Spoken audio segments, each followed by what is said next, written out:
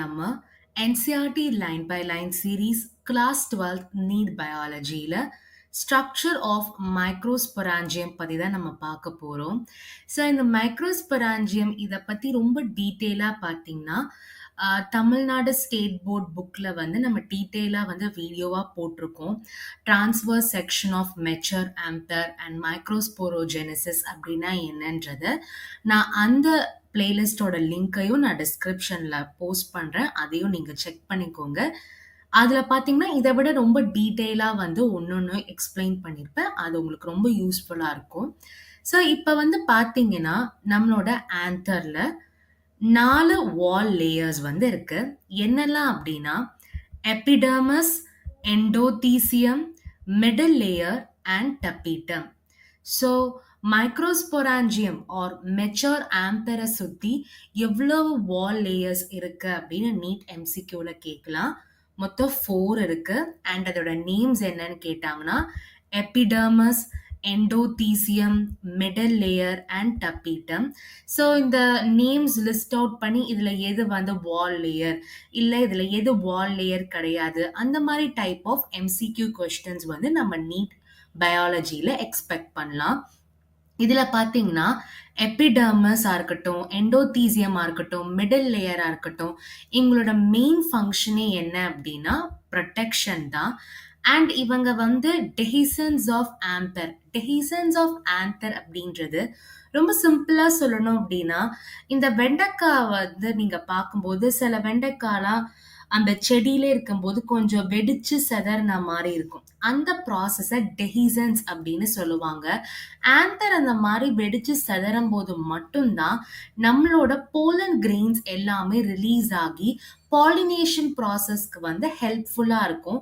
அந்த ஒரு ப்ராசஸ்க்காகவும் epidermis, endothecium, middle layer இது எல்லாமே ஹெல்ப் ஆகுது.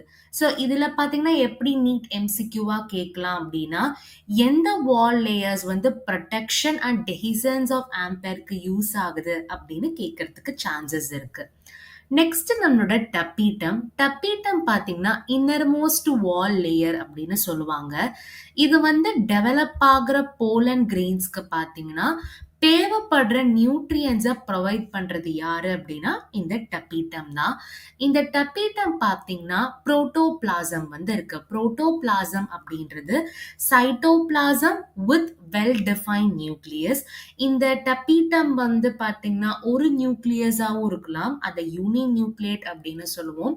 இல்லைன்னா ஒன்றை விட அதிகமாக இருக்கிற நியூக்ளியஸாக இருக்கலாம், அதை நம்ம பாலிப்ளாய்டு அப்படின்னு சொல்லுவோம். ஸோ இது இப்போ நான் சொன்னது எல்லாமே பார்த்தீங்கன்னா தமிழ்நாடு போர்ட் சிலபஸ் புக்ல, தமிழ்நாடு சமச்சீர் கல்வி சிலபஸ்ல பார்த்தீங்கன்னா அந்த கண்டென்ட் அதிகமாகவே இருக்கு. இதுல வந்து திக்கான சைட்டோபிளாசம் இருக்கு அண்ட் மோர் தென் 1 நியூக்ளியஸ் வந்து இருக்கும் அப்படின்றது சொல்லியிருக்காங்க. ஓகே, இப்ப பாத்தீங்கன்னா நம்மளோட ஆந்தர் வந்து யங் ஸ்டேஜ்ல இருக்கும்போது ஒரே மாதிரி இருக்கிற காம்பேக்டா அரேஞ்ச் ஆகியிருக்கிற டிஷ்யூஸ் வந்து இருக்கும். அந்த டிஷ்யூஸ் என்னன்னு சொல்லுவோம்னா ஸ்போரோஜீனஸ் டிஷ்யூ அப்படின்னு சொல்லுவோம். இந்த ஸ்போரோஜீனஸ் டிஷ்யூ பார்த்தீங்கன்னா ஒவ்வொரு மைக்ரோஸ்பெராஞ்சியம்லையும் சென்டர்ல இந்த ஸ்போரோஜீனஸ் டிஷ்யூ வந்து லொக்கேட் ஆகியிருக்கும். இதை பேஸ் பண்ணி இதுக்கப்புறமா என்னெல்லாம் ப்ராசஸ் நடக்கும் அப்படின்றத மைக்ரோஸ்போரோஜெனிசிஸ்ல வந்து சொல்லியிருப்பாங்க. ஸோ இவ்வளவுதான் பார்த்தீங்கன்னா நம்மளோட மைக்ரோஸ்பொராஞ்சியமோட ஸ்ட்ரக்சர். அண்ட் இதில் எக்ஸ்பெக்ட் பண்ணக்கூடிய நீட் எம்சிக்யூவையும் நம்ம பார்த்துருந்தோம். அண்ட் நெக்ஸ்ட் எம்சிக்யூ என்னன்னு சொல்லணும்னா ஸ்போரோஜீனஸ் டிஷ்யூ. எந்த டிஷ்யூ வந்து ஒவ்வொரு ஸ்பொராஞ்சியம்க்கும் சென்டர்ல ஆக்குப்பை ஆகிருக்கு, இல்லைன்னா ஆந்தர் யங்கா இருக்கும்போது என்ன டைப் ஆஃப் டிஷ்யூஸ் வந்து இருந்தது, அதுக்கு நேம் என்ன அப்படின்னு கேட்கறதுக்கு சான்சஸ் இருக்கு.